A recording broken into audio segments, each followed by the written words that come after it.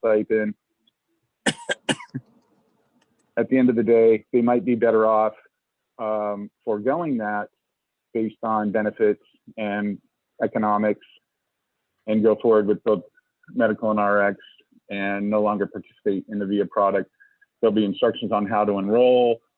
They can do electronic signature and enrollment, obviously interface with us again to our call center, talk to our CSRs. They can enroll by paper. There'll be information about webinars, upcoming dates for those events.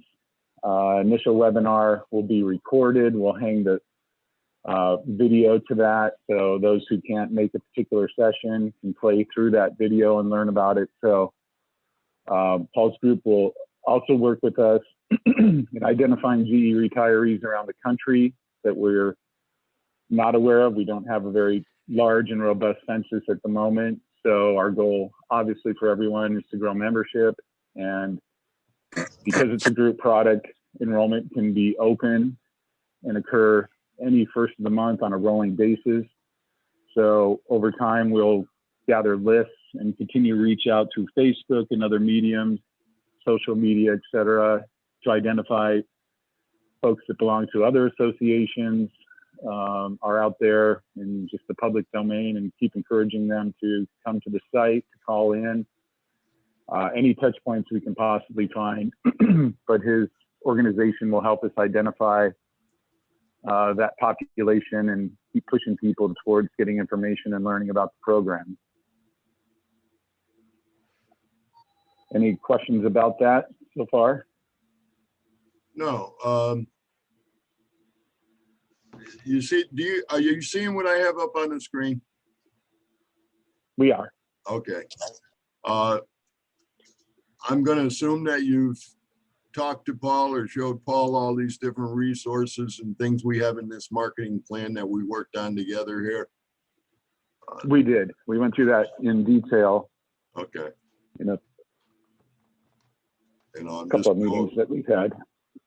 All right. I just wanted to make sure that, I think you just said something about resources and groups or clusters of groups or something along that line.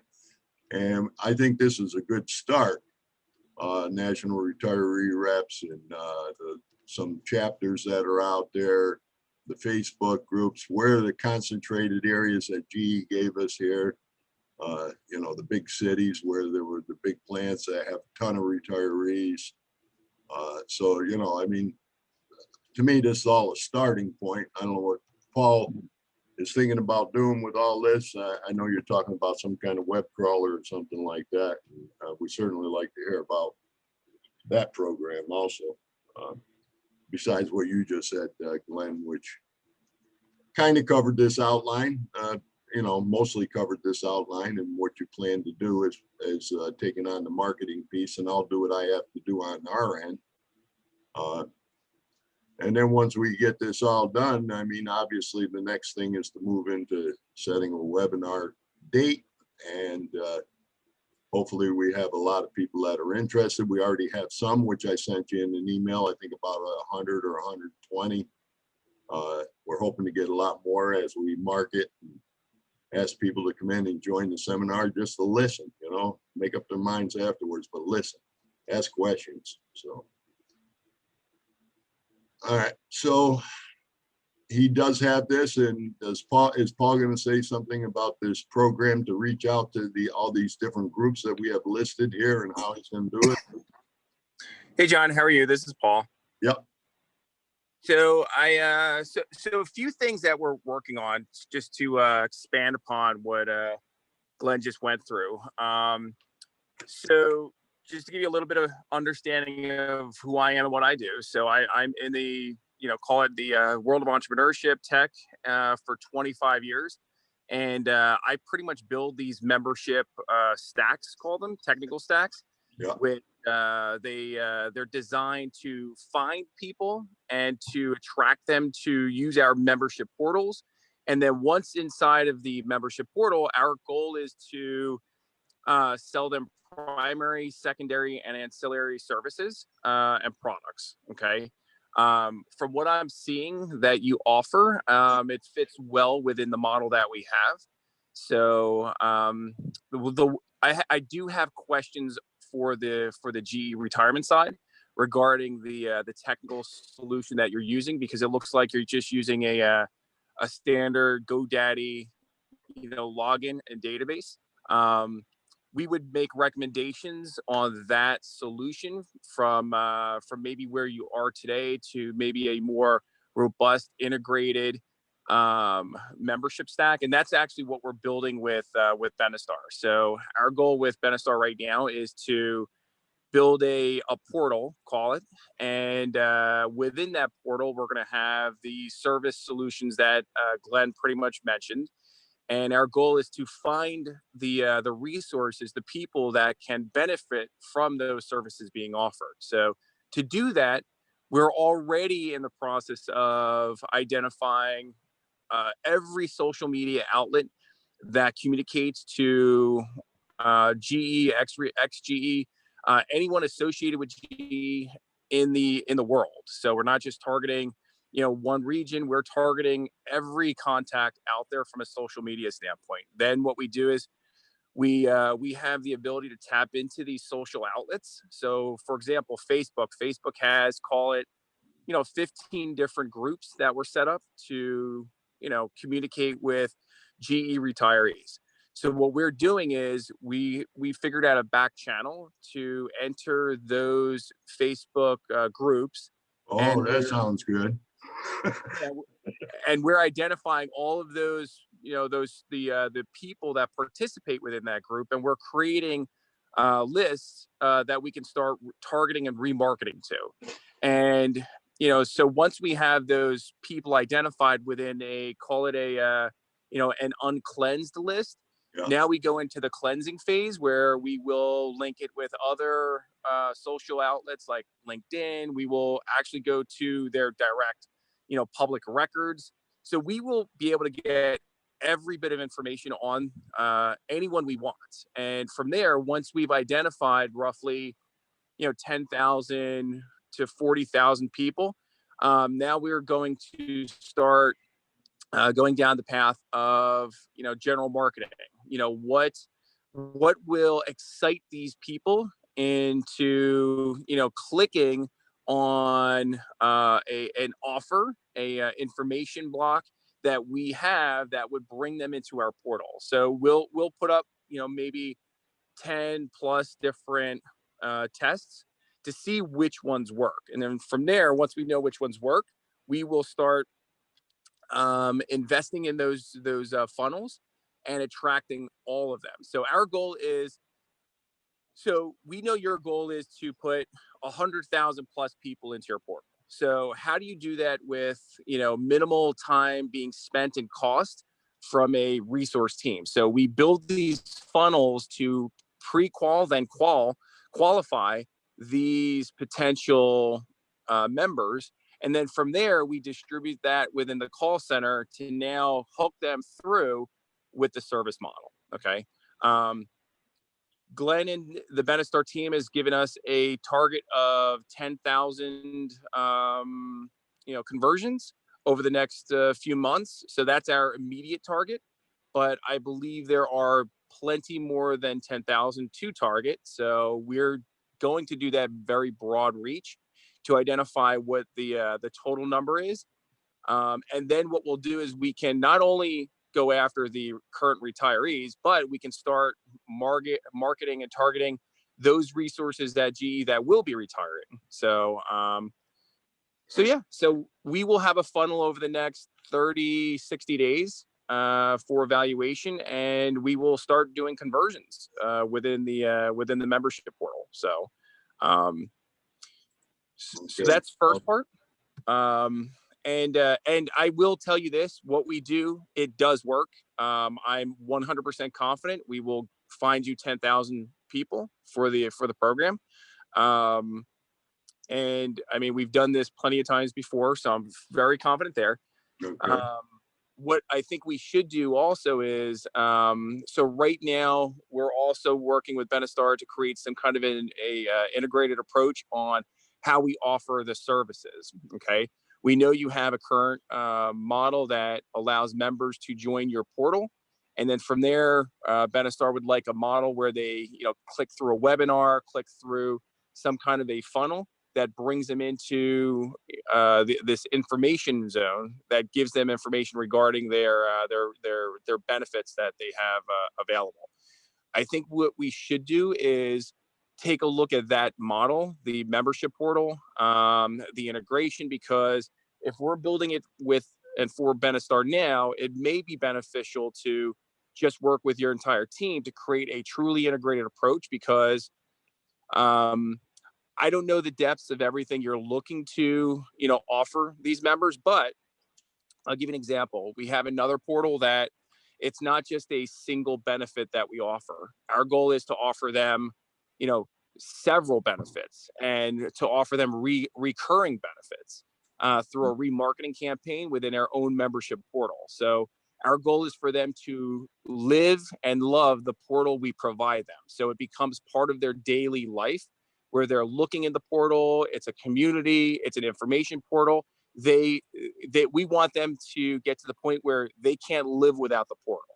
And the more eyes on the portal, the more interaction with the portal, the more value we generate for the members and for the organization. So, I think there's an opportunity for us to help you with that too, if you'd like to go down that path. Okay. A few things. Yep. Paul, are you seeing what I have up on the screen?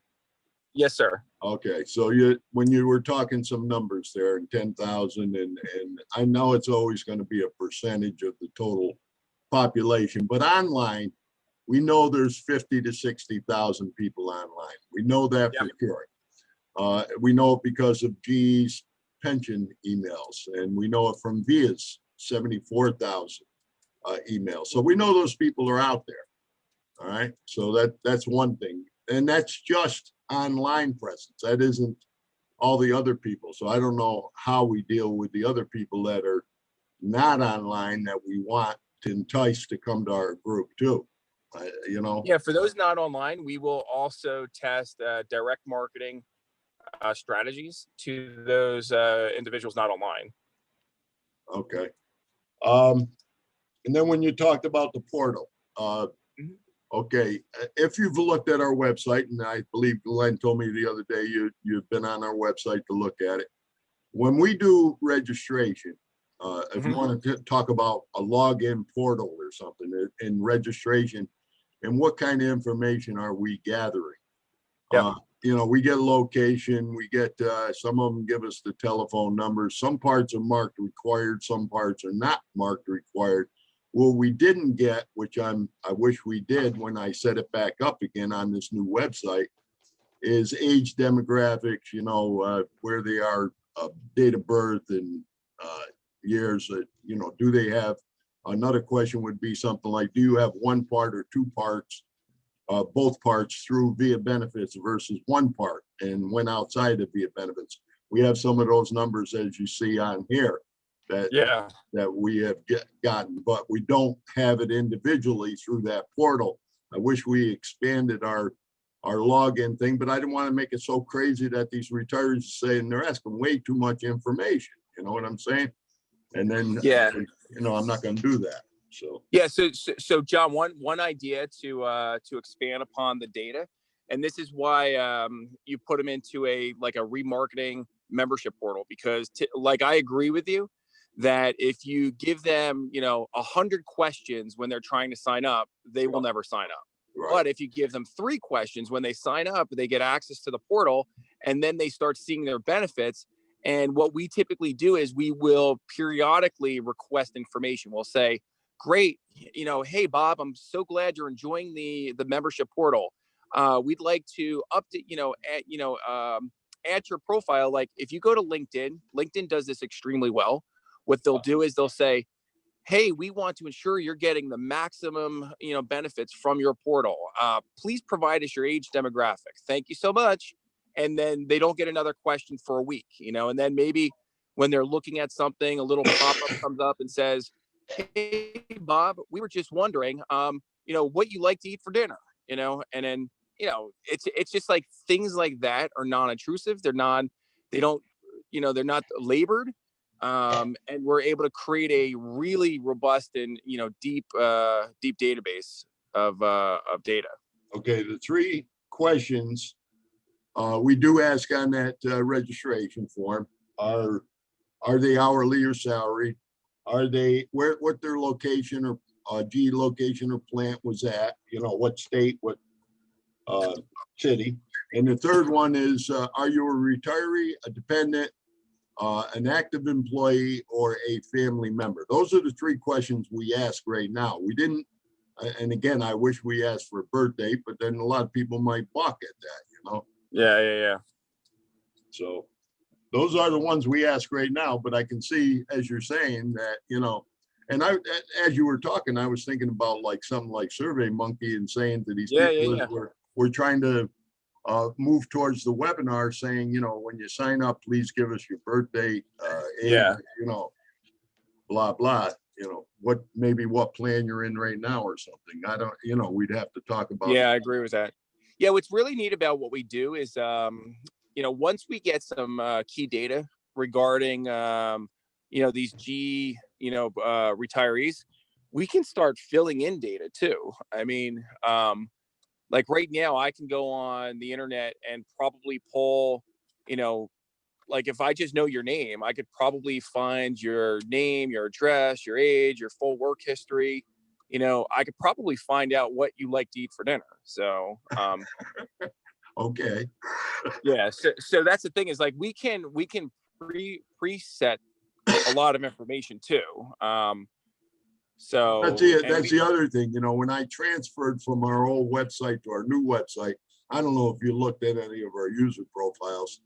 Some of them are completely filled out. Some of them I transferred from the old site, and they didn't have the three questions on there that we do now. And we require an answer to those before they close out the registration. So we're missing some data that way too. So, and to fill that in is, I don't know, your program automatically fills it in. Yeah. Or you have to manually fill it in, or what? What do you do? Yeah. I mean, it's, if you have the data, we can integrate that and get it filled in for you. If we don't, then it just comes down to, again, finding those people, and we can, get closest to the truth of what that answer would be. Okay. Hey, Glenn, what we should do? I'll tell you what I'll do. I'll do a export on the user directory. Yeah. And I'll try to include all the demographics that we asked for, and I'll send that off to Glenn, and you can share it. Glenn and you, I have your email now too. I'll send it off to you guys so you have that anyway.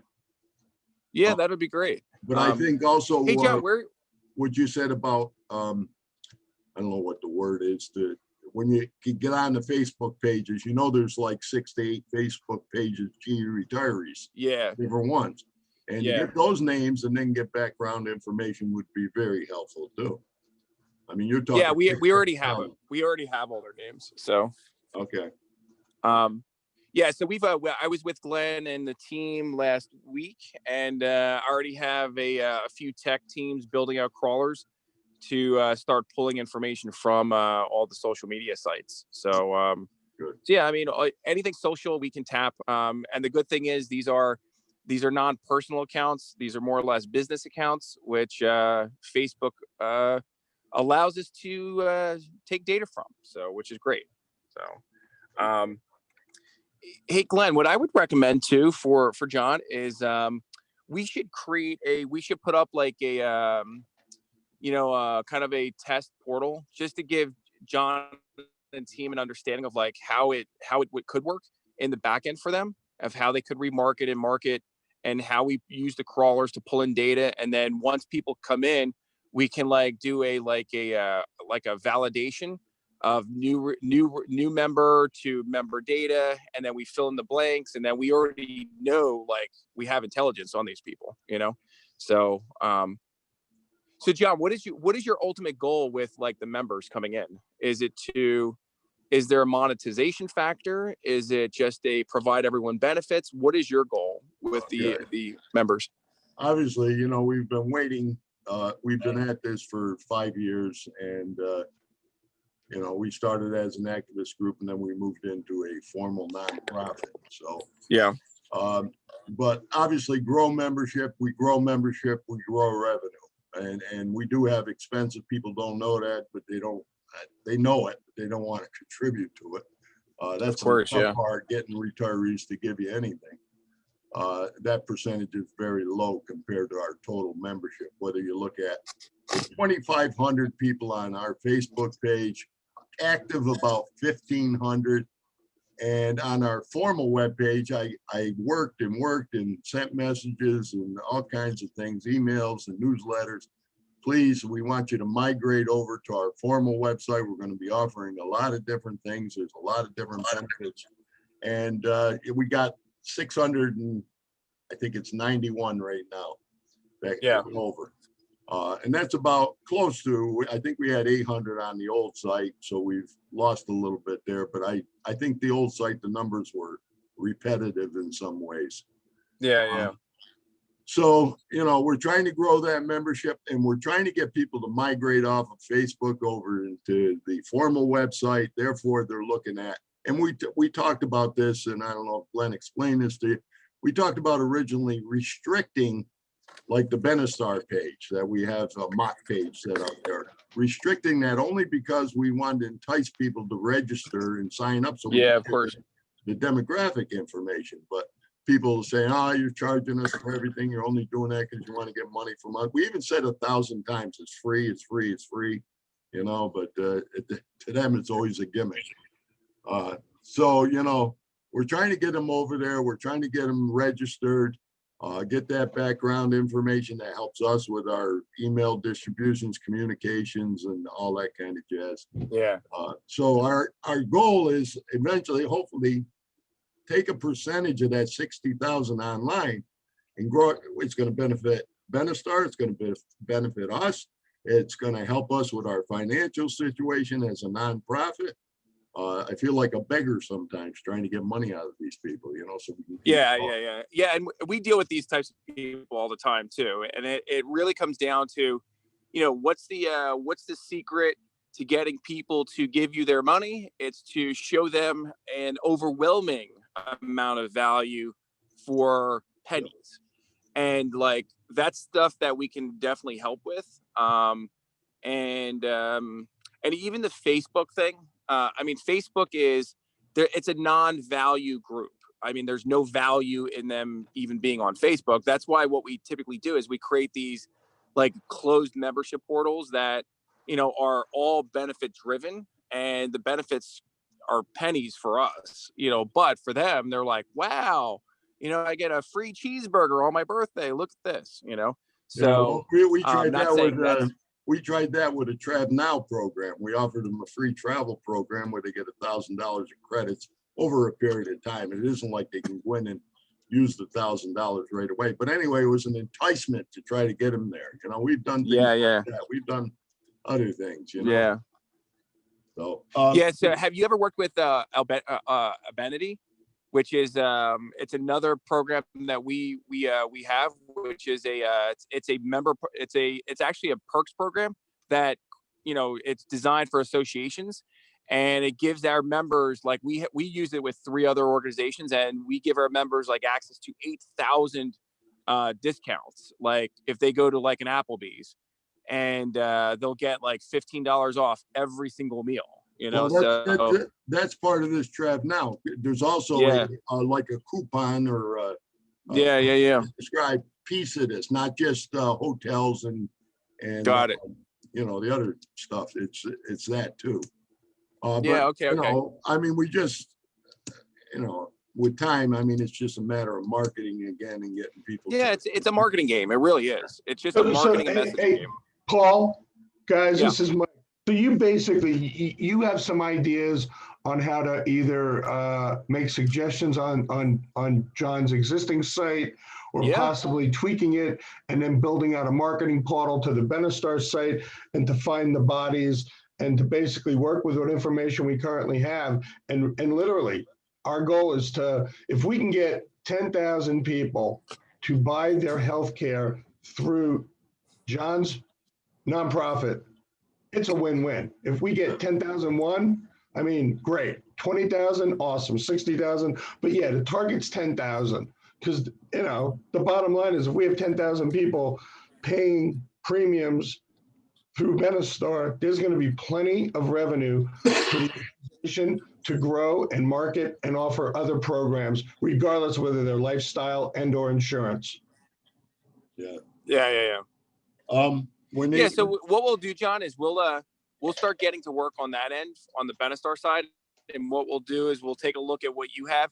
Is there a way to give us like set up a user that we can log in and just see what the system looks like as far as the membership portal today? Yeah,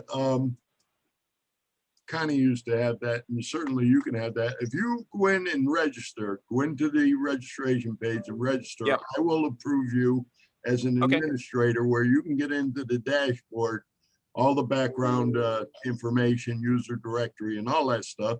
Matter of fact, it'll save me exporting everything to you. You can go ahead and do it yourself. Oh yeah, that'll be perfect. Yeah, really good. All right, so you register and do that. Now, are you seeing, when you talked about portal, I got a question on this portal thing, and Mike was just talking about it. Are you seeing the Benistar page, the mock page I have up? Are you seeing that right now, or do I have to? Yeah. Okay. That's just no, I see it. Yeah, it's just a placement page, and I just put some stuff, and we talked about it, Glenn and I, and what else do you want to add on here? Is this what you're talking about? Is the portal that'll go to the Benistar portal from our site? Is this what you're talking about as a portal, or you mean just Benistar from here? Yeah, it's a lot more in depth than this. What I'll do is over the next day or so, I'll put together something so you can actually see what I mean by portal, and how it kind of works and how we would construct a model from a Benistar to GE retirement standpoint, or we set it up where it's a single integrated portal where we can easily just where it's seamless to your users, where they're just they just have a model, they have a dashboard, and they can see the benefits that are there. Right. And you can actually see the remarketing model in there versus, because again, right now you have to, or a member has to click through. Like that's another thing we want to, limit. We don't want to, force click-throughs. We want them to see it in their dashboard. It's as if it's already done. It's just magically happening. So that's our goal. The more the minimal clicks, the more actual benefit for us. Yeah, all I meant to do with this is just put a placeholder in here. Yeah, of course. And I told Glenn, I want you guys design it. I mean, these are some basic things that we would like to see, but you guys design it the way you want. If you want this to be a portal that they're going to click through and get excited about the options, give their name, give their background information. Yeah. You set up that page, you give it to me, and I can embed that, or you can, if I give you permission, you can get in there and you can embed that page. Yeah. This mock page down. Yeah, John, what I'm seeing right now is you're using a WordPress form. So what we'll do too is let us go through and we'll start creating some recommendations, because again, once we get to, what'll happen too is if you get to 10,000 plus members, now you are the big boys on the within the domain, and everyone's going to be looking at your site and saying, oh, how do we take what they're doing and how do we copy this? Yeah. Because what we did was we started looking at other GE retirement sites, and there's call it about a dozen of them, and they're all trying to do the same thing. They're all kind of going after these GE retirees. Yeah. It's just everyone's doing it, and no offense to where you are, I think you do well, but most of them do it very poorly. So we want to amplify what we do. We want to take all their members, and why have 10 portals when you only need one that's managed by John? So that's our goal. So when you talked about another goal, my goal always was to be a central resource, a hub, if you will, for all these different retiree reps and retiree groups and chapters and Facebook. We weren't trying to, and it got political, just to be honest with you. It got political and they thought we were trying to take over. John Phelps was trying to take over their membership and take money away from them. And I said, well, you people, come on, we only want to be a resource, a central hub that we could share information from all the retiree reps from all across the country. But it got into that whole political thing. Well, if we do this correctly, they're going to come regardless, John. So at the end of the day, the goal is to do it properly, have it be the best site on the internet for anybody that at one point is currently working in GE and about to retire or has retired, and they're going to want to be on our team, if you will, because we're going to have the best site, the best broker, the best program. That's it. It's not even going to be a decision once we get this up and running. Yeah, exactly. Yeah. So we're not looking to take anything. We're looking to give the information the retirees need. And if it happens to be on our site and the other sites don't have it, they can either join us or, they close. So, what we're seeing is like the clusters of where the people are. Erie was a hesitant participant, if you will. They were one of the larger groups that was kind of skeptical about us, And so now I'm starting to see a number of people come in from Erie, Pennsylvania when I look at our user directory. We're also seeing a big influx of salaried people from all over the country, where before it was our largest percentage was hourly people. So, we're seeing some change in the graphics or demographics just with what we're doing, but not as much as we need to, Well, hopefully that's all about to change. Connie or Bob, do you have any questions or anything you want to ask? Yeah. No? Yeah, that we can help with, because once we understand the data. I'm sorry, go ahead. Who is that? Paul. Paul, were you saying something? No, I'm good. Okay. Paul, when you talked about that perks program, send me an email on that, will you please? And yeah, of course. And send me that and I'll look at that, and maybe that'll be another perk that we can put on the page besides. Yeah, definitely. Definitely want to do that. All right. And you'll go in and register, Paul, and I'll get you approved. Yep. And I'll put you down as an administrator so that you get the dashboard and all the background stuff too.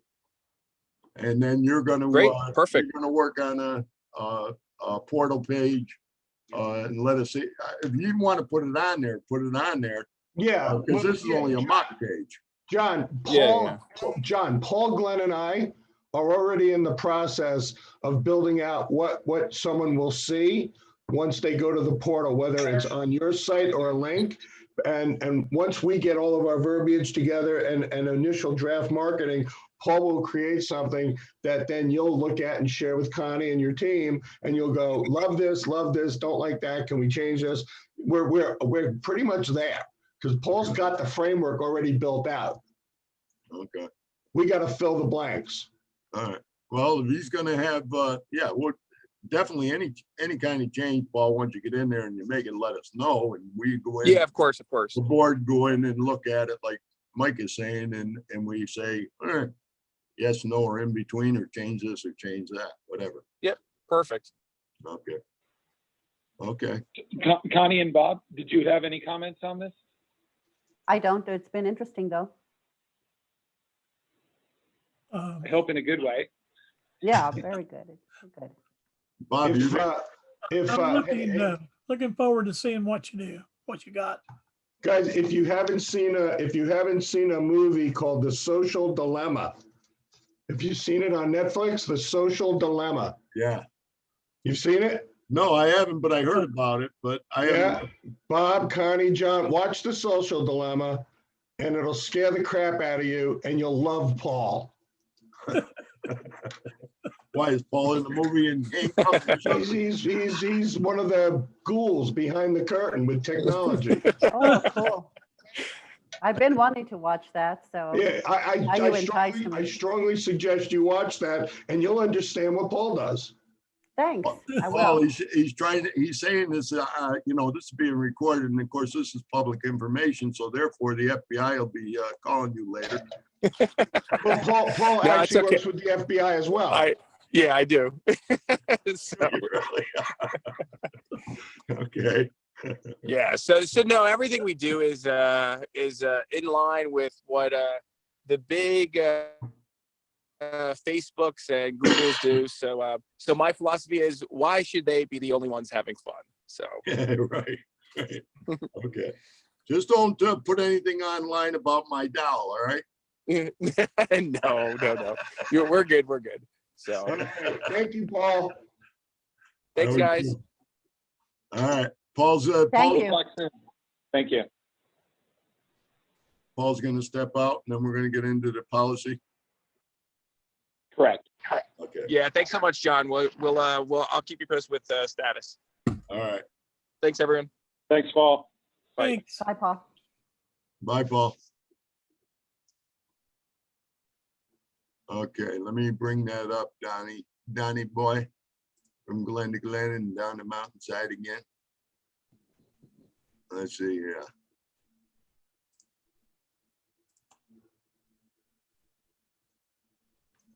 Okay,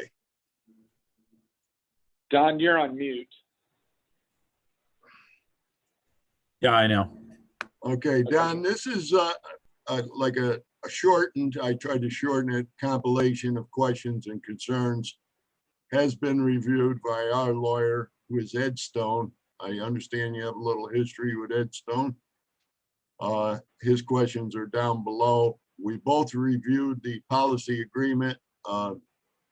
Feel it's very vague and very generic, and it doesn't cross the i's and dot the t's for us, and we have some questions about some of the content. So some of these I sent to you in an email, Don, but this is a little more extensive.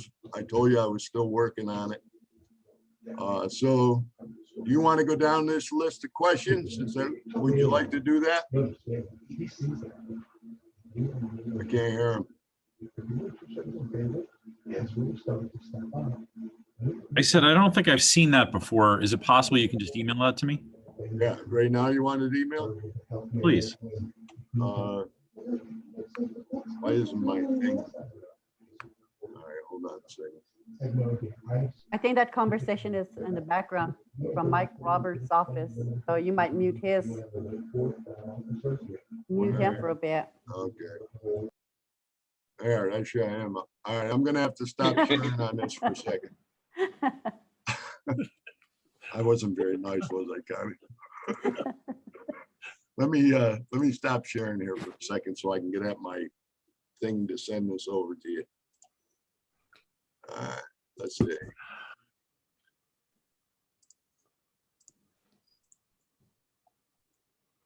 You want me to send it to Glenn? You want a copy of this too? Please. All right.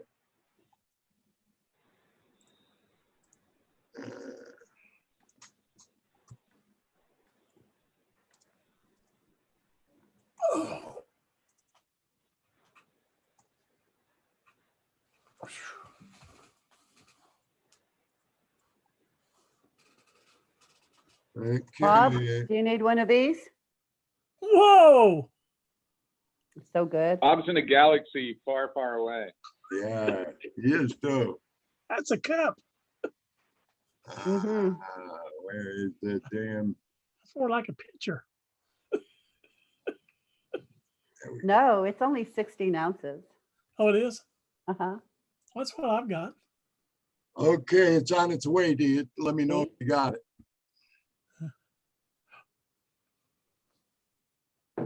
Don and Glenn, let me know if you got it in your I email. don't have it yet. Well, no, I'll let you know as soon as it lands. Okay. And Mike, you've been muted because you were loud Yeah, when you left your office. yeah, I muted you. You're a bad boy.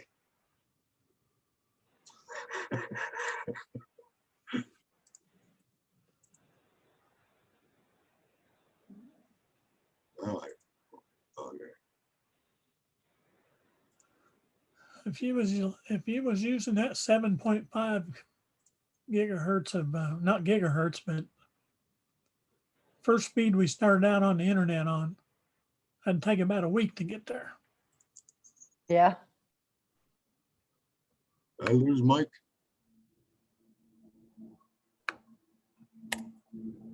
Got it. Okay, you got it. When you got it? I do. John, I'm here. I'm just listening. Oh, okay. All right, so I have the document up. If you're seeing it, I have it up. Yep. Okay.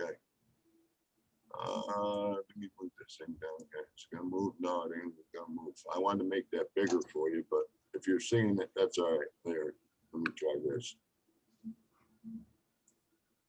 All right, oops. Come on. All right. So when we started, the original plan was 3 options, still is, I believe, the plan, the Medicare, 2 Medicare, Medigap. I'm just reviewing here. Advantage options with RX and 1 with just the Medigap policy for those that want to keep 1 part true or have to keep 1 part true. Yeah, just so we can keep our terminology, correctly stated. All of the things we're talking about are Medicare Advantage. They are not Medigap. Medigap refers to keeping original A and B and just adding a supplemental benefit. Okay. Well, just Medicare Advantage, you're saying, no Medigap. I get Right. it. Well, the 3rd plan is a Medigap, isn't it? No, it's not. Oh, okay. It's All right. Medicare Advantage as well. All right.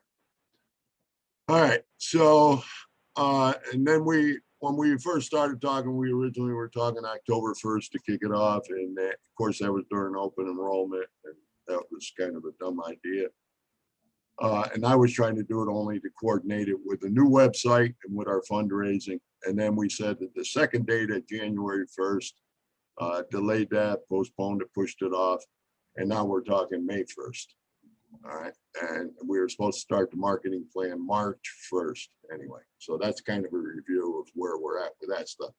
Now, here's the questions on the Anthem Empire. And I say Empire because in the policy agreement, which I could bring up whenever we want to refer to it, is listed as the one that is going to be running this thing. It's an Empire MAPD plan, Medicare Advantage plan, right? Yeah, so Empire is the only plan in the Anthem system that they kept the original branding for.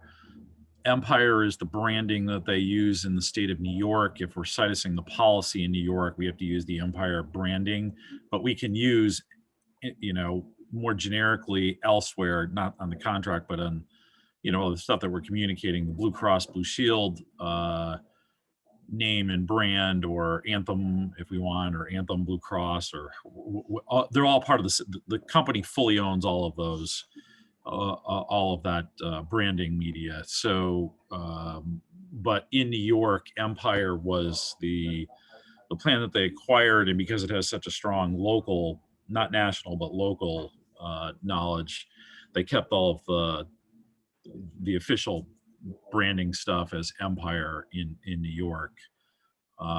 We can probably, I'm not 100%, but we can probably get it even modified to Anthem. I'm not sure. So yeah, well, as we go down these questions, you'll see why I'm asking that and why. All right, so when I talked to Glenn the other day, I had said something about, isn't this a group plan? It's a national group plan that has nationwide portability. What are we talking about? If you go down to the 3rd bullet item, what are we talking about with this interplan design? And it's going to create all these different, is that going to, New York versus Empire or some other name over in another state? Is it going to create different classes or groups of our retirees? Which is going to be very confusing, I think, if that's the thing. Are we talking different rates when you're talking interplan? That said that in that policy agreement that you might be charged different rates in different states in the interplan design, and that had us concerned. yeah, I'll stop there so you can address that piece. Yeah. So first of all, it is a group plan, period, full stop. Okay. It's a group plan. Say it out loud. I want to hear you say it back. Can you spell that for me? I don't have any more of these discussions. We only do group plans. So it's a group plan. All right, so explain the interplan part of Yeah, this. so I'll get to that in a second. That's going to be the third item. So it's a group plan. It has nationwide eligibility. But we are dealing with Blue Cross, and you may remember this from your days at GE and thinking about just commercial plans and when they utilize Blue Cross at various areas. So the Blue Cross Blue Shield Association is a non-for-profit association consisting of roughly 35 independent health plans. Initially, they were all nonprofits. The association remains nonprofit. Some of the plans now are for-profit. The largest member of that association is Anthem. They were originally out of California. They are now headquartered out of Indianapolis, Indiana. They are the licensee in 14 states and then slight parts of other states. That means they own the Blue Cross rights in 14 states directly. So the way that the association works is each of the health plans through, if you've heard this before, the Blue Card arrangement basically allows all the rest of the members to use their network in their area of control on a national basis. So it's seamless, but the actual responsibility, the rights, the contracting, the medical management all belong to the local licensee in that area. For plans that are national in nature, and Anthem has more of these national plans than any other Blue Cross licensee, that's what they're called. Each of the individual plans are called licensees. Has more of it. They have Bank of America, they have state of Colorado, state of Connecticut, et cetera, et cetera. They have lots of national plans. When they write a national plan, it is in almost all cases, not all cases, but in almost all cases, cited out of one of their 14 states. That allows them to then have seamless all 50 state coverage and to fully control it. If they do not citus it out of one of their own states, so for example, the state of Texas is not one of their states. If they citus it in Texas, they would have to go to that licensee and they would have to get something that in the Blue Cross Association is called a CED, C-E-D-E. And it's essentially an agreement between you, the foreign licensee, and the current local licensee to utilize it and to be domiciled there. But even once that occurs, you're back into this national arrangement. That's probably more than you ever wanted to know about the Blue Cross Association. We can keep going, but essentially this is a national plan with national access, and it was our strong preference to keep it cited out of one of their home states. It gives us the most control and the most direct involvement using their own people. Obviously, Does everyone understand what citus means? Cited? Citus that Don's referring to? Explain. citus just means the state in which we issue the group policy. That's what it means. It doesn't mean anything more than that. You're talking the Empire plan. Right. Right. But that's only if we kept it in New York. If it was in any other state, it wouldn't be titled Empire. Empire is the brand name used in New York only. So Okay. we intend to citus it there. So that's what we mean by citus. And unlike an individual plan, the group will have one group policy, a sample of which was shared with you. If you were an individual plan, each individual would have their own policy. But here, there's only one group policy. Each individual person will have a certificate of coverage that derives those benefits from that single group policy. Here, it's actually a couple of group policies, just because we have a couple of different benefit plans. So that's the nationwide portability, that's the group plan, that's how we interface with Blue Cross Blue Shield. So then the question in the third bullet point is, what about this interplan design, different classes, different rating? We can have a single class or we could have different classes. We could have a single rate, which is what we proposed, or we could have multiple rates. So you say, well, why would we want to complicate things with multiple rates or multiple classes? And the answer is because of the way that CMS is Medicare's, actual governmental entity that manages the Medicare and Medicaid plans. The way in which CMS reimburses these plans is adjusted based on geography. So the reimbursement level in New York is perhaps 3 times the amount that it is in Utah. So that means if you were Anthem and you have a member in New York, you might get $1,400 per month for that member. And if you are in Utah, you might get $400 per month. So there's a material difference between that. Now, of course, most of that adjustment is based on solid data that includes the price and cost of care in that area, as well as some other demographic and other DRG related stuff. This is super technical, but the way in which those reimbursements are made are adjusted materially by region, and therefore it may, in some cases where someone in New York City might be doing cartwheels going, a $200 rate, are you kidding? Did you misprice this? Are you giving this stuff away? What's the trick? Someone in Utah might go, this is outrageously priced and there's no way I would consider enrolling in here. And that's the challenge that you have in rolling out a group plan. My 2 cents on this. Let me just jump in here for a second. Now, as you're doing those examples, I'm thinking down here in Florida where you have a ton of retirees and like the WellCare Medicare Advantage I'm in is 0 premium, Yeah.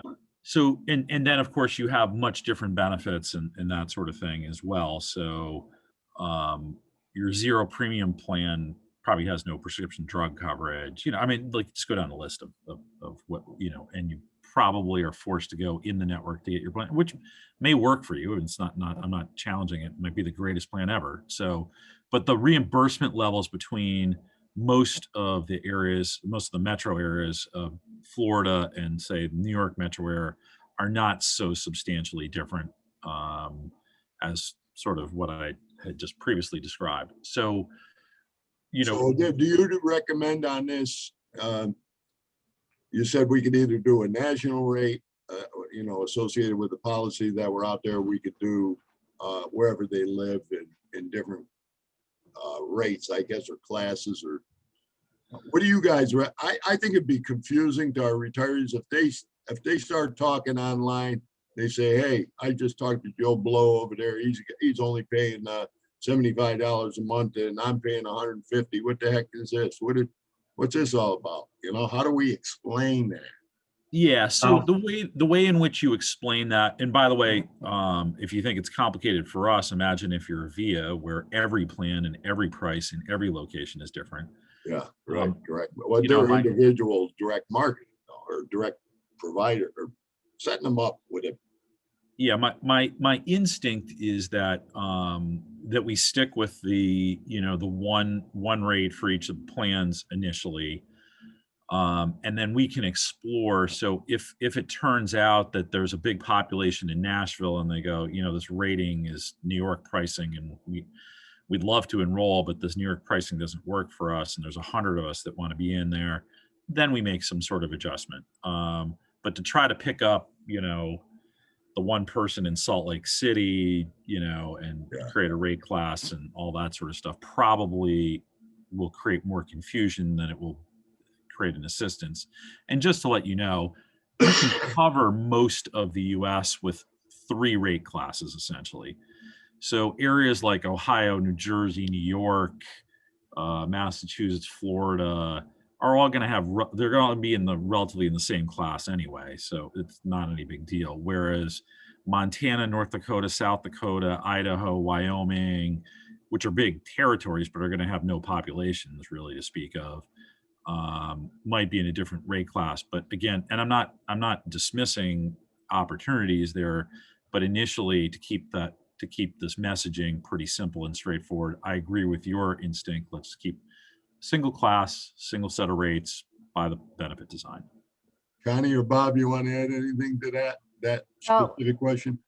I can see where the prices could be different because right now, I can look at Aetna, Mutual Omaha, and United Healthcare for my Medigap supplement plan in, and they all vary for the exact same benefit. The exact same thing that I'm getting with plan in, and any of these three, the prices are going to be different in Kansas. But then if I go to Oklahoma, their prices are different too. And each of these companies is different, as well as each state. And I Insurance, agree, it's how many people I think are have it. insurance has worked this way for a long time. It was that way in the 70s when I was working in it. It's just the way in insurance, because of things are so much more expensive in New York than they are in Bloomington, Indiana.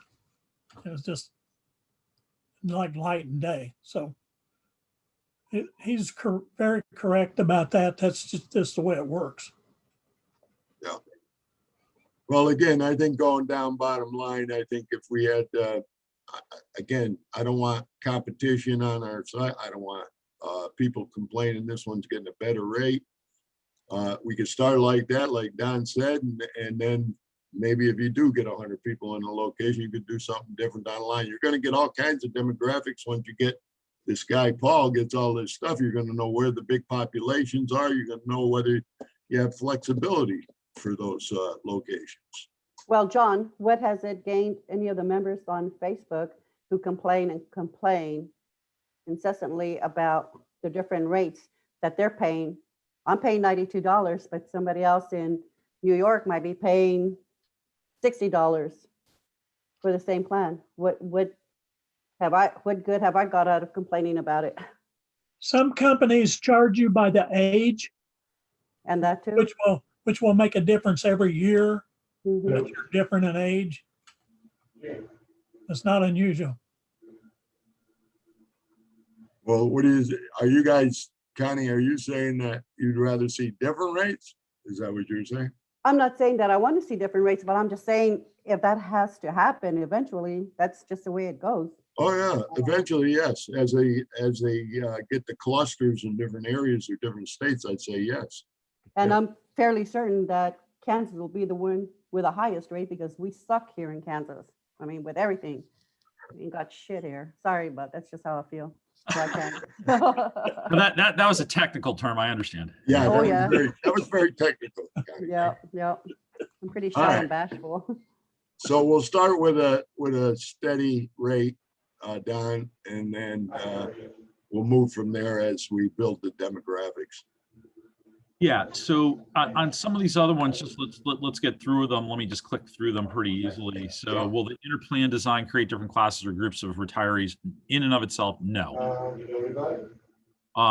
Do we need a number of enrollees or applications guaranteed to start? The answer is no, but just for our own peace of mind, we would like to get 2 people enrolled whenever we, whatever month we pick to start. Yeah, So, I think that'll easily happen. yeah.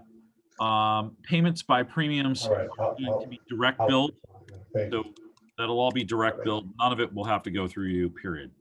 All right, is it going to be direct billed by Anthem or by you guys? Are you It's by us. It's by us. Okay. Yep. So that is definitely you. Okay. Yep. And we can offer them a range of options. So there's some people that like ACH. There are people that like a direct paper bill. We can accommodate either. Yeah. Absolutely.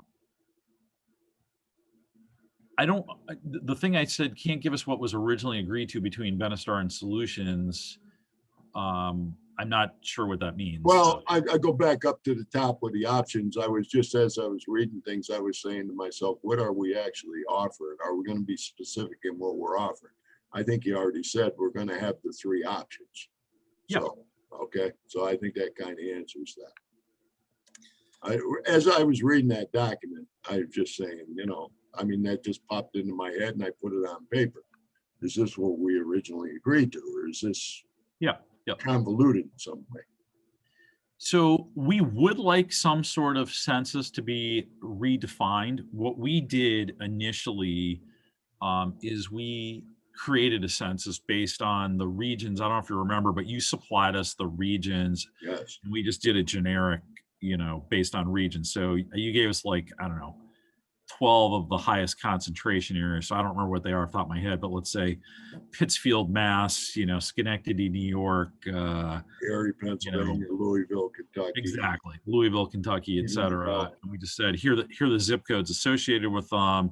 And let's just assume a 50-50 male, female age, 72 population and run it based on that. But as we Can this guy, Paul, can he hack G's database? Well, take that out of the recording, Connie. all you said is can he, and the answer is yes. But geez. but will he or should he? No. Yeah. So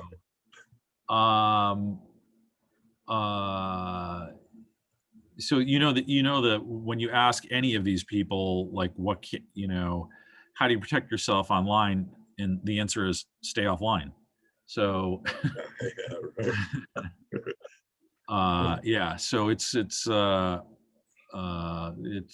fairly disturbing at a lot of levels, but in any case, we're pretty benign here. So okay, as far as the census data now, Paul is going to create a lot of that data for you, right? Plain and simple. yeah, and we can utilize that census data. So here's the reason that it's a different reason than you think as to why the census data is important. In the group world, so you're thinking, oh, it's really impactful based on the rates, but here, it's a voluntary plan, so we don't really know who is going to take it. But what's a bigger deal is the expectation when they issue it that they can get the exemptions that we've asked for. So if you recall, why do we even bother doing this? Like, what's the big deal about the group plan? Right. And part of the big deal is we can offer benefits that you can't get in the individual market. And some of those benefits include this passive PPO construction where you can have the same level of benefit irrespective of any network. In order to get that accomplished, they need to do testing. That testing is actually done based on enrollment, so it's not like the end of the world, but the initial evaluation is done based on eligibility profiles. So they want to look at, do we have adequate network penetration in these areas? And the specific rule is you need to have at least 51% of the enrolled population that has this level of access. Otherwise, you're not supposed to be able to offer these passive PPO benefits. So you can't get these passive PPO benefits in the individual market. It's an employer group-based exemption. And there are other exemptions. And so that census data is an important element to it. But again, honestly, it's just an initial test because the actual testing reporting is based on enrollment, and we expect that the enrollment will change over time, irrespective. And it's not like CMS demands that these reports get updated every month or something like that. So okay, I was going to ask you, is that as you just said, CMS, I was going to ask you if this is a requirement from Anthem or is it CMS that's required? It's a CMS requirement. Okay. So I'm going to say something that's slightly counterintuitive. The actual census data we'd like is, give me a small census. If we have a small census that's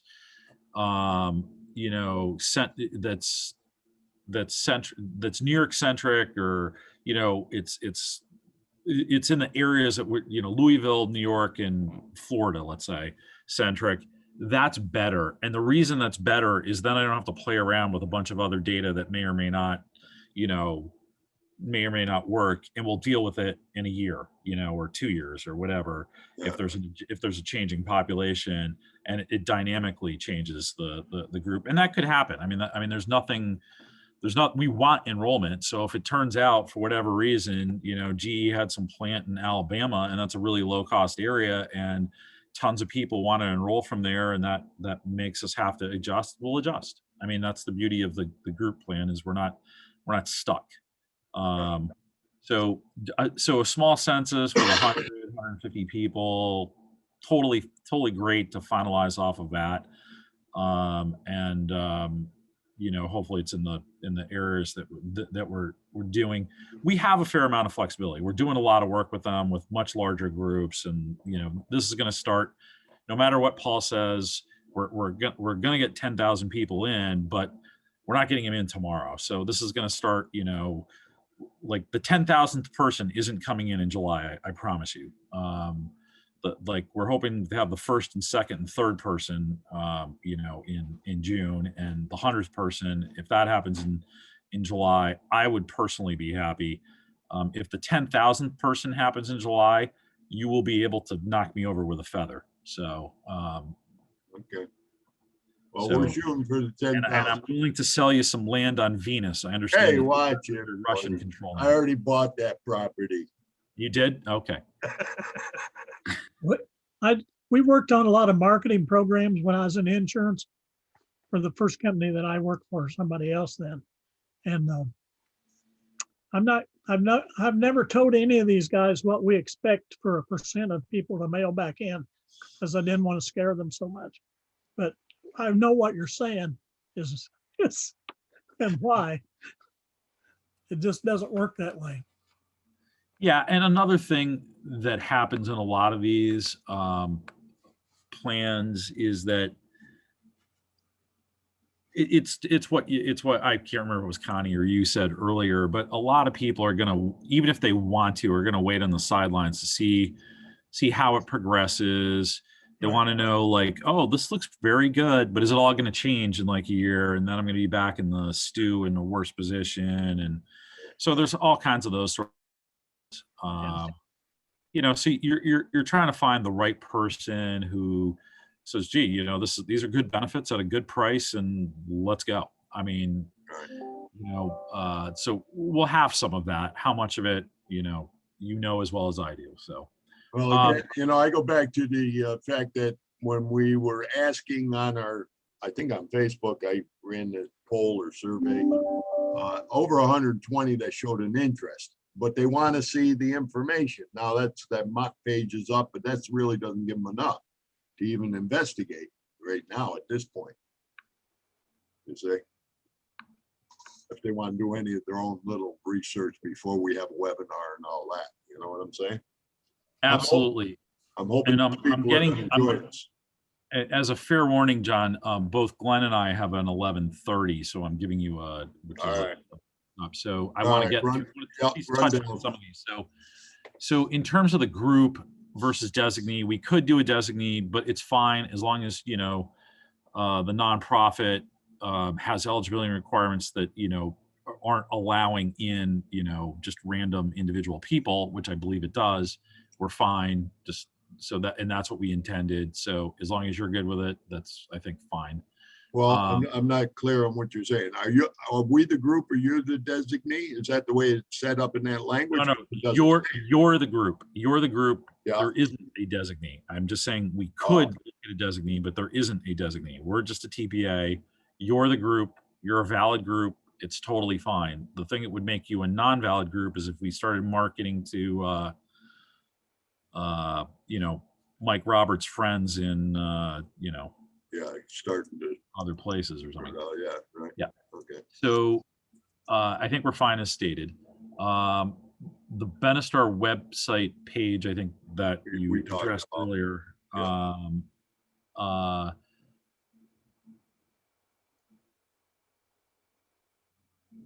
Did you freeze? So the qualifying enrollment will just be, people that are on Medicare. We will be able to open enrollment for them. So if we launch and 6/1's the first date, yeah. Group plans have special enrollment criteria. They will be eligible to enroll. They'll also be eligible to disenroll if they want, and it will create a special open enrollment for them back into the individual market. So group plans are very flexible. They're created that way in order to support the needs of, group plan sponsors. So can that language be more specific in that policy agreement? I mean, we're looking for more specific language in that agreement to answer these questions. I mean, this, I think, what Ed is recommending too, when you go down through Ed's. Yeah, that's something that could be included in the ministerial agreement. I mean, we could look at added some, but you just suggest something if you want, if you need more clarity around that. But that flexibility isn't like something that is governed by either the administrative agreement or the policy. It's force of law. I mean, so group plans, you can look it up. We can give you the site if you like. The Medicare rules create an open enrollment period for group plans based on that eligibility criteria. And secondarily, it's again force of law. You get an open enrollment period under Medicare for disenrolling from a group plan. So, but yes, we can help there, I think. Yeah, make it more specific. All right. We expect that there will not be 100 enrollees initially. We expect that there will be 5. That's our expectation. So just in case you're looking for a number. Okay. We'd like to have 2. We expect 5. Sensitive care. So we touched on this already. Yeah, we did. This is driven off of, kind of generic information. We would like to create something, which we can help create it if you want, but if you can, that's fine too. Yep. This will be paid by individual retirees. It's completely understood that that's the case. Okay, so that language that says the group is responsible for the payment of premiums, is that going to be taken out?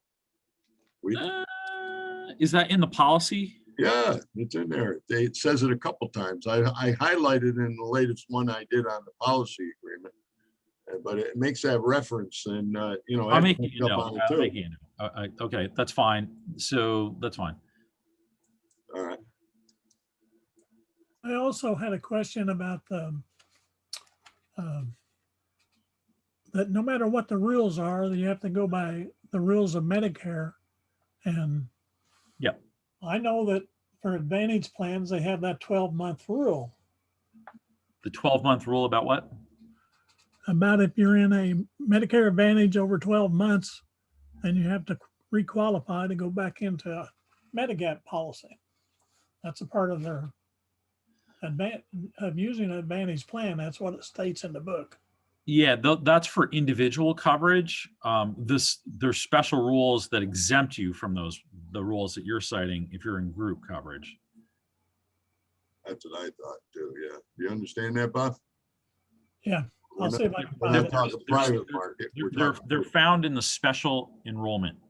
Okay. Yep, special enrollment periods. So, and those aren't the only ones. I don't want to say that like group plans are the only ones that have those. There are other even more arcane special enrollment periods if you're in other types of plans. Or I had another question. Yeah, sure. If I had that policy in Indiana, it pays a certain amount. If I go to the doctor, I have to pay a certain amount. If I go to, say, Arizona, am I going to pay a different amount?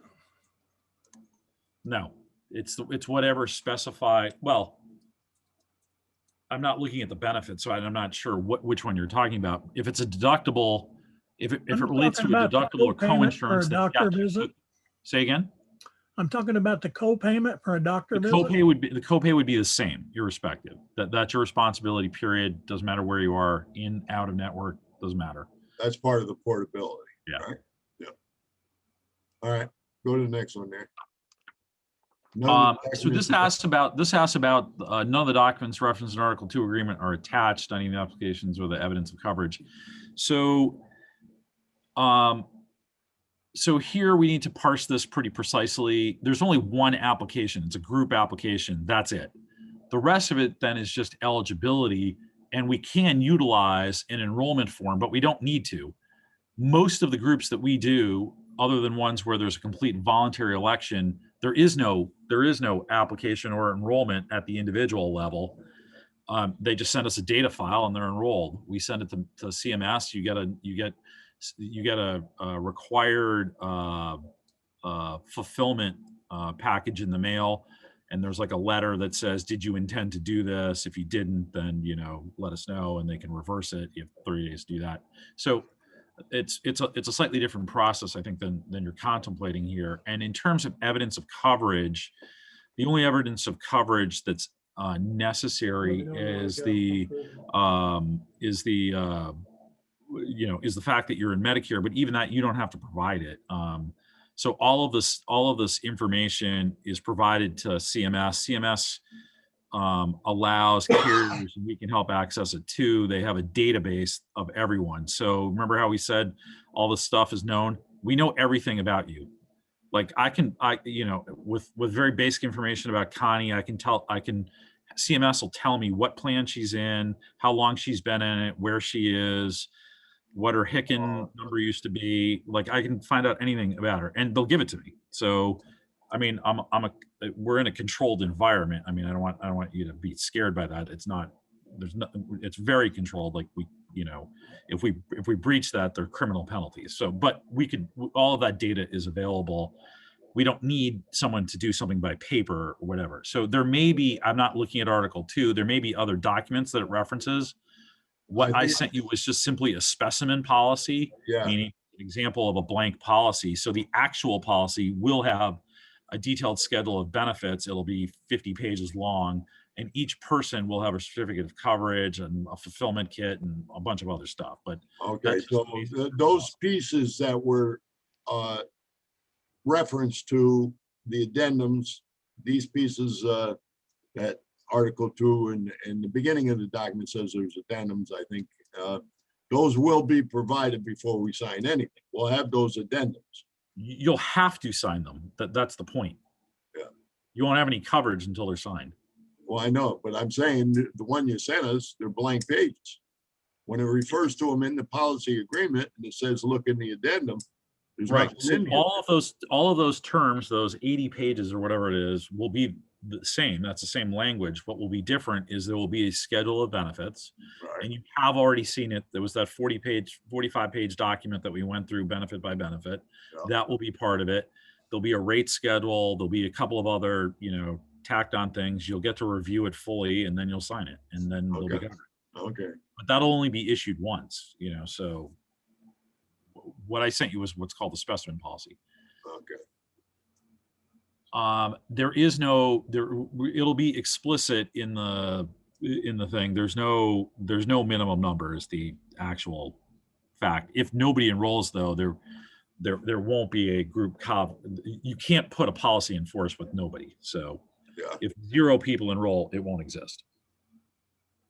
It won't exist. We can reissue it once a person enrolls, but there won't in fact be coverage until someone enrolls. Right. Hey, Don, real Yeah. quick. Let's just say we get only 50 people to get in on this. Will you guys drop us because we haven't been able to increase it later on? We won't drop you if you have 2 people. We wouldn't drop you. I mean, Okay. So yeah, it's All right. it's quite fine. All right. Thanks. We probably, in fairness, will visit with you about what you want to do. I mean, even from your own perspective as to whether it, if 3 years from now we had 2 people in the plan, would that, would that merit further time spent, or might we conditionally suggest that there's other things that we can be doing with our time? I don't know. So we have about 4 minutes before we have to get on our 11:30. Just FYI. Yeah. So most of these other ones are either repeating things we've already hit on, or they're very narrowly, construed questions. So the only one that I see here that's a little bit different is about the indemnification. So, we've had comments like this in the past, and I think we can just deal with them straightforward. So we'll give you some written responses to those things, and then if we need more information, or even written response to the things we already covered, and then if you still have questions or we need to address them further, we can certainly do that. And when you're chatting with Eddie, say hi. We're longtime drinking buddies, so though not recently. So hope all is well with him. Yeah, he's doing good. He's helping us on the pension end of this whole deal with GE too. So, all right. I would like you to respond to those other questions if we haven't responded more specifically. Yep. And let's get into getting the whole policy agreement with addendums, and let's have a look at it. All right. As an FYI, I have Bloomberg News on here in the background at my office. It's channel 105 here in Connecticut. GE just cut a $30 billion deal with AeroCap, Yes, and Lawrence Culp will be speaking at noon for those that are interested. The yes. CEO of GE. That's Thank you. GCAS. GCAS is doing a deal. Yeah, I posted on that on our news page. Okay. Interesting. They also UBS, if you guys are interested, UBS just put out a nice big article, PDF.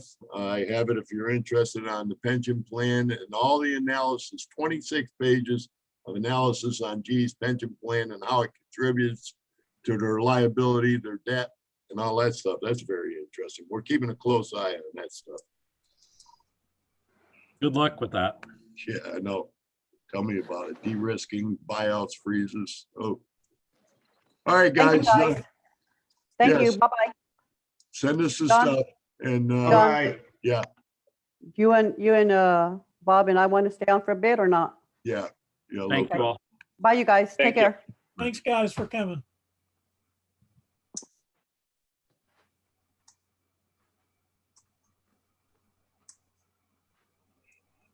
Okay, it's just the three of us. Just the Okay. Three Musketeers. Three musketeers, that's us. Well, what do you guys think? I just want to see that agreement be more specific and address the questions we have, because like Ed says, we want to protect our ass, bottom line. We don't want to get into any kind of liability or, and that's the one that he just got to, that bullet point item. And, Mhm. we got to understand the language ourselves of this Yes. policy agreement before we sign it. And that's what Ed's saying. They got to be more specific. They got to provide you the addendums. We got to really, it's got to be concrete in writing. And we're got to follow the lawyer's advice, not our own. Just remember that if it's not in writing, we don't have it. Yeah. They Exactly. can tell us anything at a meeting. Yes, Mhm. exactly. But, If we don't have it on the thing, then we don't have it. yeah, and that's why I kept saying to him, you need to be more specific. It was very generic. He That's said, kind well, of- it's only a specimen policy. That's not the real policy. Well, then send me the real policy. Well, as he said, the addendum will have 45 pages or something. That sounds Yeah. more like what I would expect.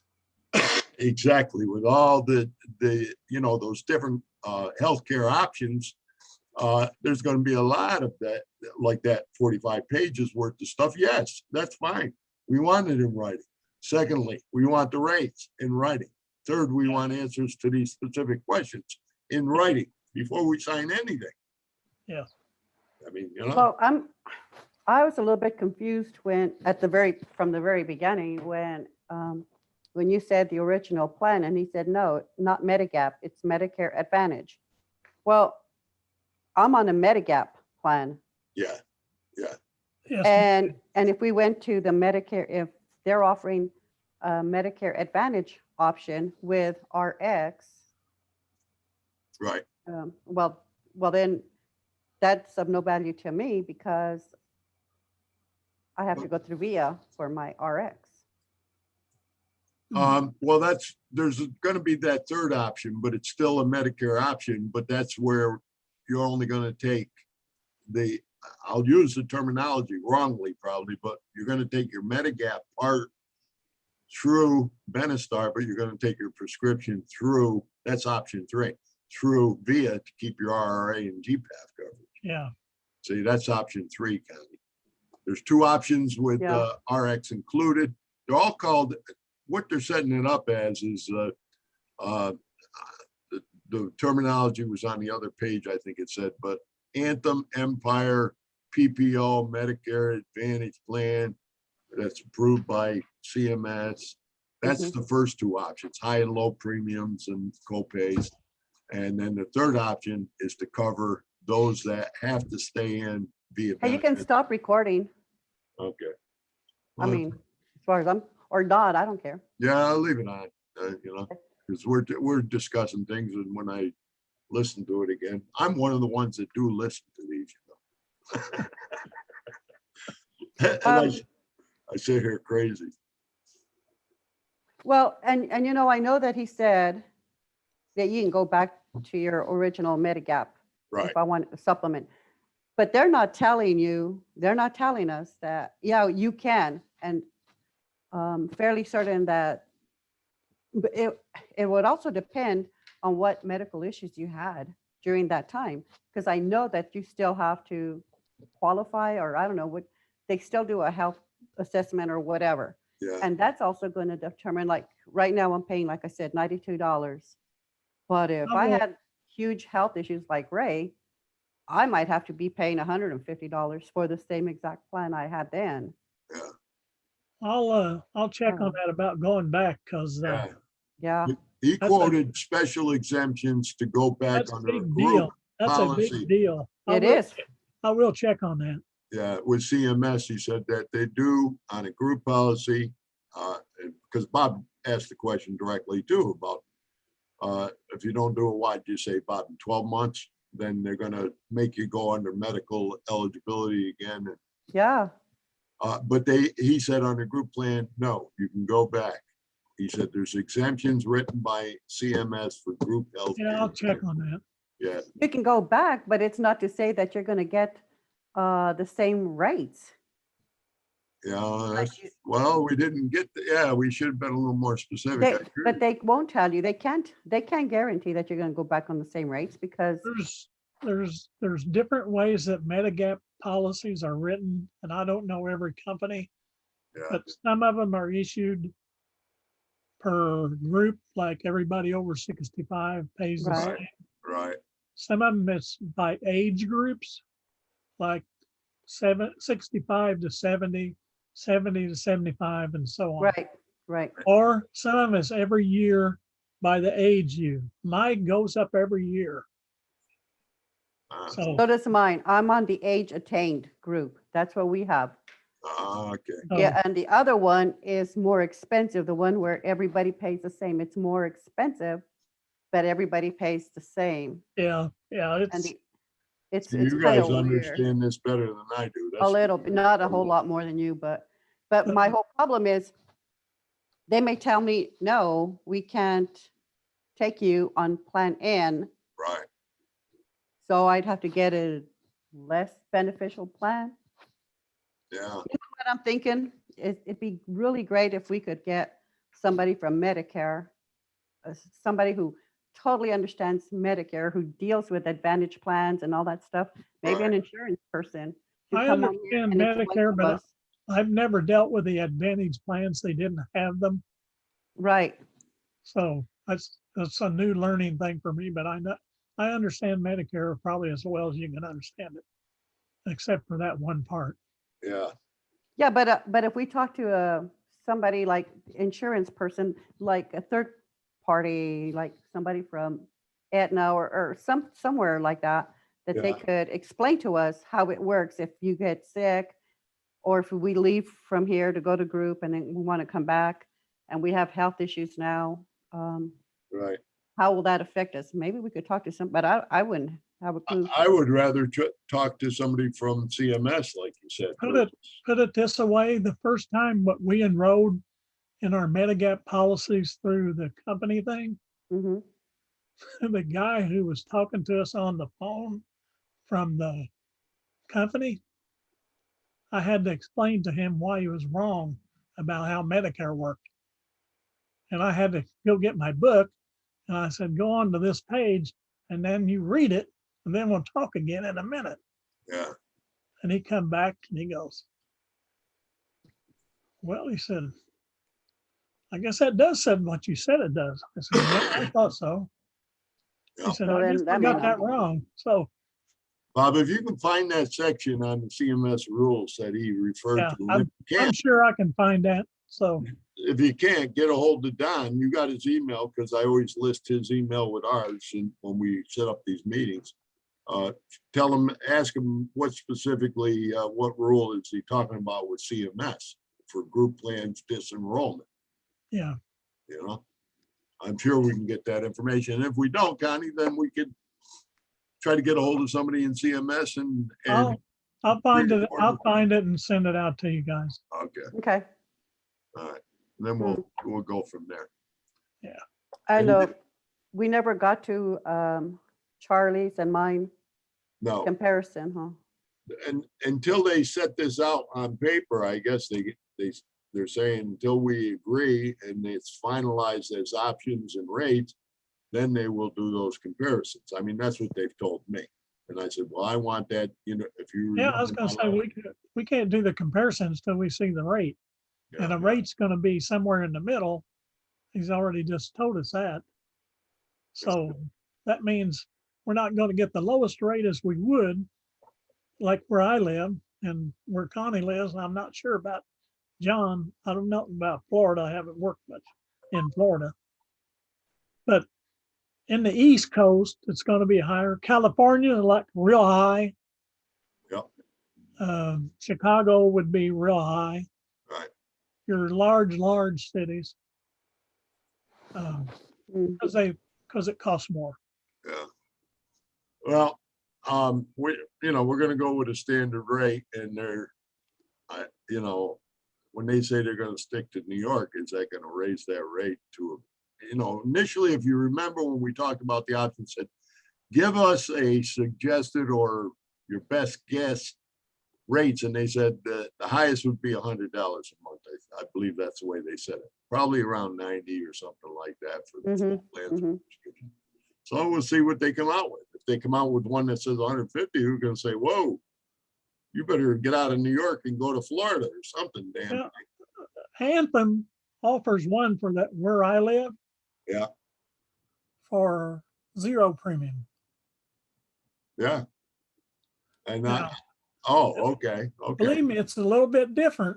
I guarantee you. Yeah, I'm sure it is. The specifics of But unit. people who don't understand insurance don't look at it that way. No, they're looking at the price and don't look at the benefits. Bingo. Boom. My brother has Medicare Advantage in New Mexico. They're in New Mexico, and they don't pay anything at all. And Yeah. that's what I don't understand, how the hell that works. How do some people Uh, pay and some don't? CMS must be doing a lot of reimbursement because it's Let the me same give you a thing couple down here in examples. Florida. How that works. Florida is 0 for me, and Yeah. everything I've done so far, any test or anything, doctor's appointment, 0. I have paid Yeah, nothing. that's them too.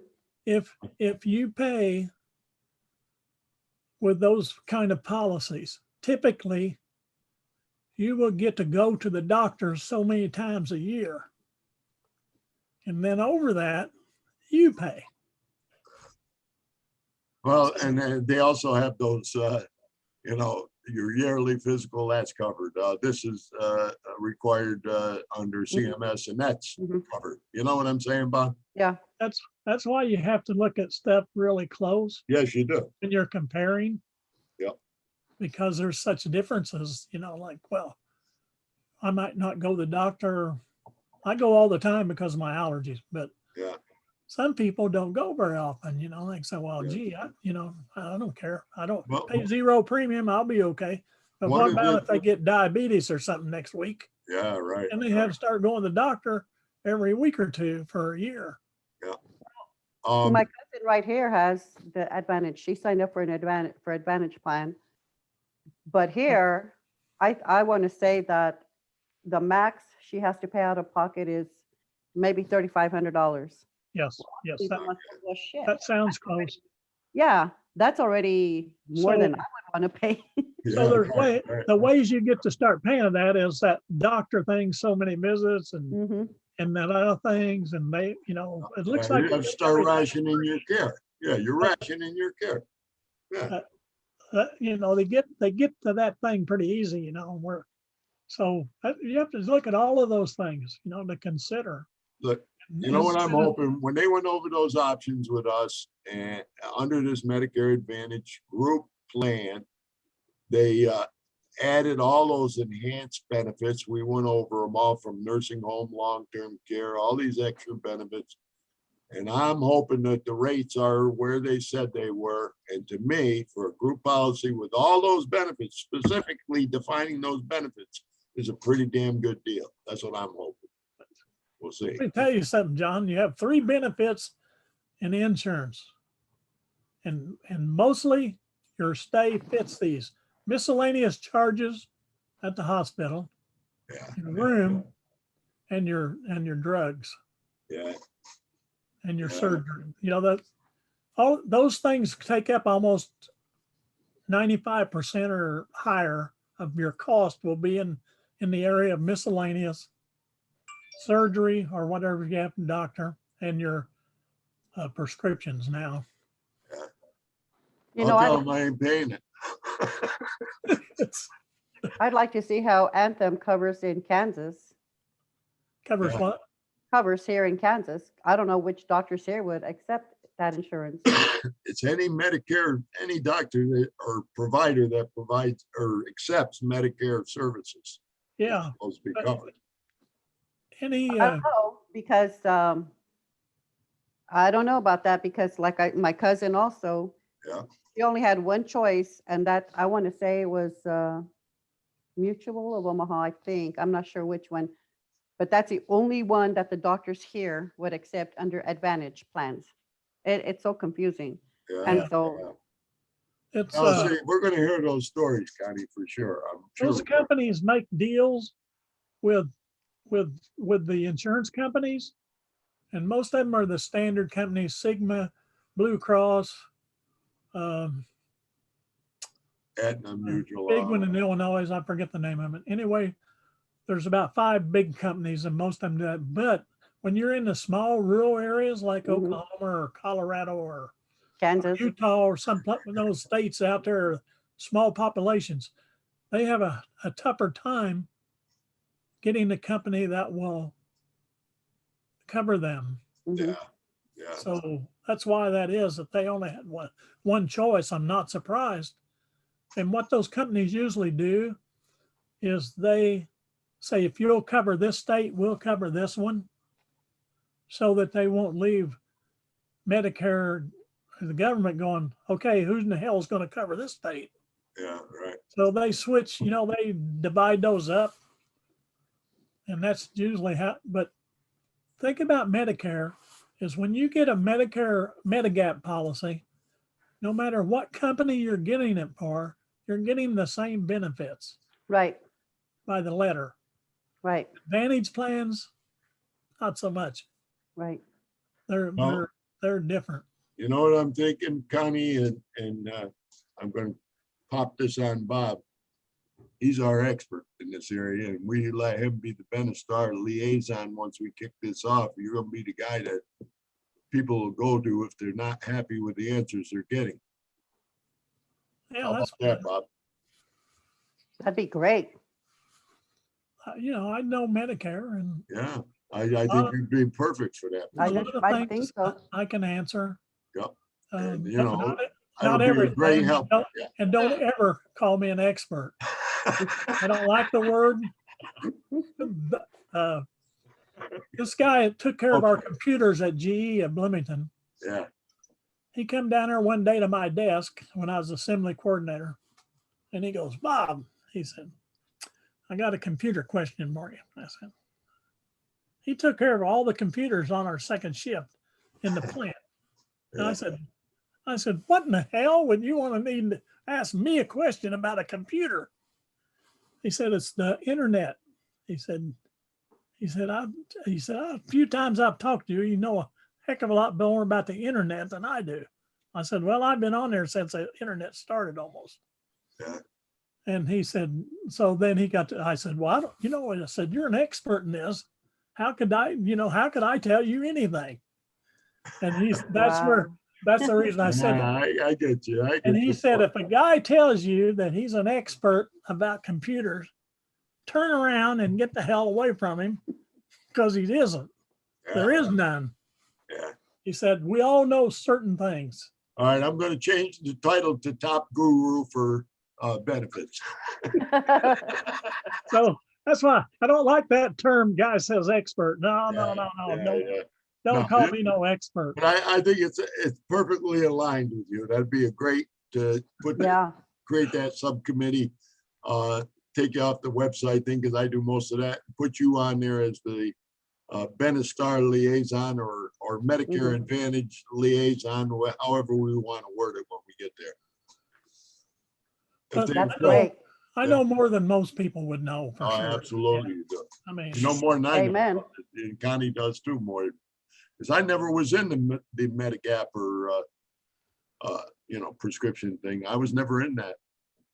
yeah, well, I was a licensed agent, you know, I mean, I was a general agent before I left. Yeah. All right. Any other questions, Connie or Bob? I think that's it for right now. All right. I'm sure I can think of something later. Yeah, if you think of anything, if you're looking at this, I tried just put all the questions on one page instead of all these. I sent you a thing a while ago, didn't I? This morning. Okay, I haven't gone in and looked. We I had a sent you a little, thing about some questions at 8:30, I think.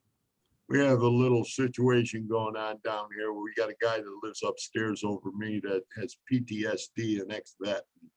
He has Oh. had confrontations with Oh, 10 people here, and we've had it with them. The cops came again this morning. He got into a pushing match outside with a guy from the building next door, and I wrote to the office and I said, this is bullshit. We've had enough of this. He's had confrontations with everybody, including myself. You know, one day, I think it was New Year's Eve, he wanted me to go buy him beer. I said, I don't do that in recovery. I said, I don't do that shit. And he jumped up and got right in my face and started calling me all kinds of names and cursing at me. Wow. And I'm just one example. And then the next day when I got up and went outside, there was beer cans on both sides of the entrance into my area. And I said, he did that on purpose, you know? oh, Wow. So this guy, I got up to this morning and I said, somebody come from upstairs, the girl lives upstairs and says, do you see what's going on out there? I said, yeah, I see it. And I already went out and talked to the sane one in the altercation. And the cops are on their way. And I said, I'm going to write a letter over to the management company over here. And that's enough of this. Nobody's walking on eggshells. yeah, those people are hard to deal with. Yeah, and it could be a postal event, you know? I know. Who Yeah. wants that? Scary. You know, everybody gonna walk on eggshells? No. That's scary.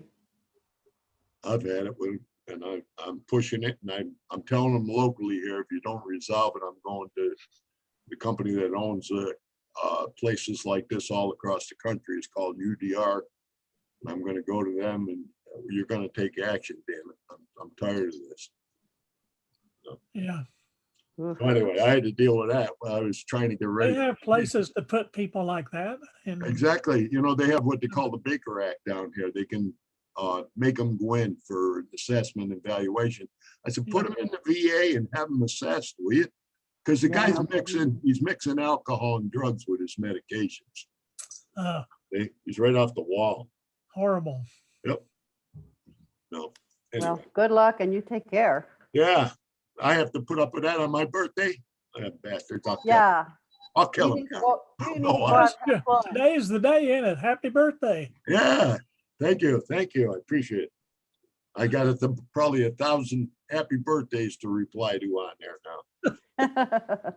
Just make one generic thank you. That's what I've been doing, Connie. I said, I can't. After a do it. while, I was like, oh, I wish I would have done that. I wish I would have started saying thank you to then.